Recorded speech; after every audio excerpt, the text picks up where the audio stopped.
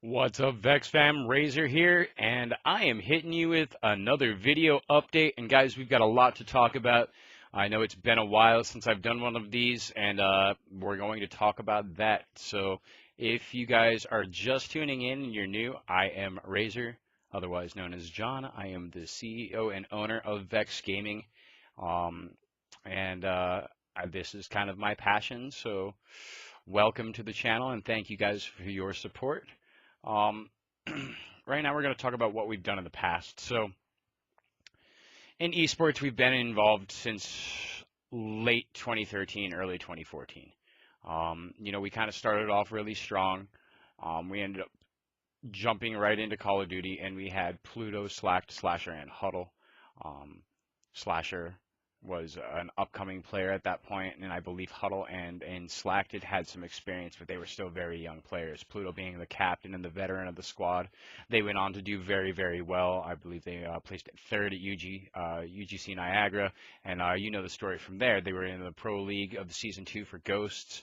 And then, if you just look at the past, we've had some pretty popular players on our team that when they were not popular, if you understand what I mean. So we found them when they were much younger, or they didn't really have a platform to be able to get the exposure that they needed to be able to be the players that they are today. And if you just go look at, just wiki VexX Gaming, you can see that we've had a lot of players in a lot of different games, from CSGO to Call of Duty to Gears of War, that have gone on to do very great things. So we've done pretty well for us in the past, and we've never really won a championship in any of the games. We've always placed pretty well, but we've never really won a championship. But in the past, we've always kind of wanted to find those upcoming players and then try to compete as a professional organization. And in the past, we've had some success in doing that.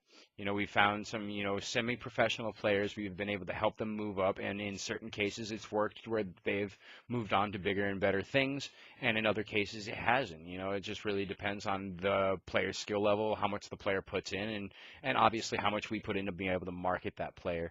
So we've done pretty well in the past.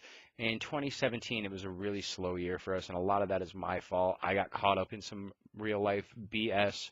Not going to happen anymore. John is 100% focused on VexX Gaming again, and that's what our next topic is what you can expect in 2018. In the past, I have kind of half-assed done things in a weird way, and I mean that. I guess it's not the right wording, but what I mean is that, like I said, we've always tried to find new players and then compete as a professional organization and compete against Optic and Envy and all the big boys. And then, when Call of Duty especially started getting bigger and, there was more money involved, and it was very hard for us to find teams that were worth it for us to be able to compete on that level, unless you were getting, a lot of sponsorship dollars to be able to cover that stuff. Otherwise, it's an investment or a private investment or whatever the case may be. So we have done that in the past, but we never really looked at it as the way we should have. We never really looked at it as we're the semi-pro organization that's trying to compete as the professionals. We just looked at ourselves as professionals, and we tried to find kids that we believed in that could be professional. In 2018, we're going to take a different approach to this. It's not going to change very much as far as structure and our idea, because fundamentally the core of VexX will stay the same. Instead of half-assing it and saying, okay, well, we're a pro organization and we're going to find these guys, our goal has and always will be is to find upcoming players and give them a platform to be able to grow. They don't necessarily need to be branded as pro right off the bat until they, kind of move themselves up. But, if they compete with Optic, or if they go with another team, if they beat Envy in a 2K, that's great. If they go to LAN and they make their great placements, instead of trying to retain that team and keep trying to be able to say, okay, well, we want you and this is what we're going to give you, we're going to be that stepping stone. We're going to give them the tools that they need to be able to take the next steps in their career, and do it the right way by reaching out to other organizations and being that middleman, almost like an agency of some form. So our goal will be is to find new players. And this is an example. Say we find a Call of Duty team that we believe in, and we contract them for 6 months. Things can go a couple of different ways, but we'll do one scenario is they do really, really well. Now there's a couple of different things that could happen after that. Say they place in the top 8. Say right off the bat they don't want to go to another team. They want to stick with Vex for a little while and keep building up, and we would totally respect that. After their 6 months, we would say, look at their resume of what they have done under us.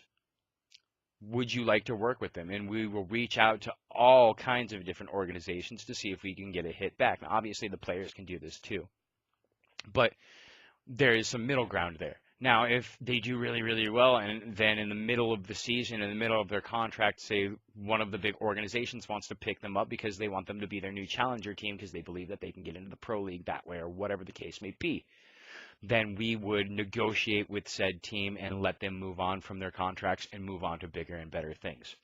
I think that what we've done in the past is pretty much the same as now, just fundamentally we won't be saying, hey, we're going to give you full funding and we want you to maintain this 6-month to 12-month contract with us exclusively, because in the past it just hasn't really worked for us, and it's holding them back from being able to go to bigger and better things because we aren't that organization that can provide $2,000 a month for a salary for a player and things of that nature. But we want that, and we've always wanted to grow esports, and organically from the grassroots perspective, this is kind of what we've always done. So now that we have a structure, a projection, and an idea of what we're going to do, that is our goal, is to find new players, and by the time they are done with us, move on to bigger and better things as long as they put in the work to do so.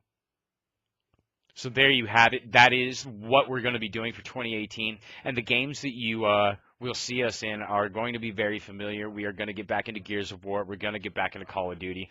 We might even jump into CSGO. And you know me, I like to look at these new games that are coming out because I always like to help new players become stars. So we're going to be looking at Battlerite. We're going to be looking at Fortnite. There might be a few other games on that list as well. So really, really looking forward to the 2018 season. It's not going to be a huge one unless we get really, really lucky, and that's great if we get really, really lucky, but that's not the goal. The goal is to do the best that we can, market the players the best that we can, and give them the tool, give them kind of a resume to be able to move forward with their career.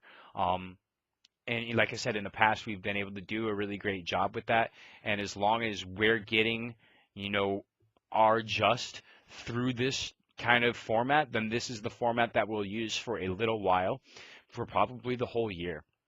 And if we can grow at the expectations that I would like to, you will see what I'd like to call, kind of a split. It won't be a true split, but we won't go away from our grassroots if we're able to bring in big money like big organizations. So our end goal is to do that, and we will support professional teams and then have a Vex Academy for upcoming players. We will use our professional players as a training tool for the upcoming players, and it's kind of going to be like a whole camp ordeal where we're going to be a family working together to bring these young players up to the next level, all while working towards getting championships for our professional teams. So now that you know what our end goal is, I hope you guys are excited as we are. The next thing I'd like to talk about is if you guys have been paying attention, we have brought on a few new sponsors that are joining us in our 2018 campaign. So we now have Game On Snacks, OP Seat, and Catalyst energy drinks now, not just mints. And then we have one other one that I want to announce, but I can't really do it because it hasn't been officially announced. But let's just say you guys are going to like it, and it's going to look sexy. So that being said, make sure you guys go check out all of our new sponsors. Game On Snacks has some amazing jerky. Oh my God. All of their flavors are so good. Bacon and beef. Check it out. And then our next topic is we are going to be rebuilding our community. So VexX Gaming was not always an esports organization. VexX Gaming was created as a community in 2011. And the overall goal was just to find like-minded players in various games and kind of build a community of people that weren't, um, overwhelmingly dickheads.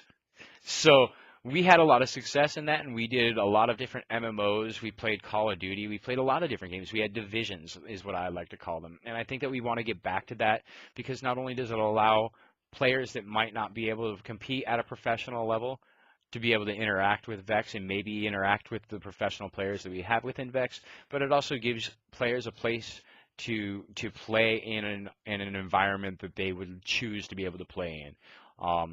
So if you're looking to be able to be a part of a community that's essentially a family that has very, very thick skin, we like to have fun, but aren't dickheads, then make sure to go check our forums out and apply. We are looking for some positions to be able to help us out with this venture. So we're looking for a couple of community managers to help organize our MMO and FPS divisions and things like that. So if that is something you're interested in, make sure that you apply on the forums, vexgaming.com/forums, and we will be in contact with you. I think that's pretty much all I've got for you guys. This is a pretty long video, so thank you for you guys for tuning in. We will see you next time.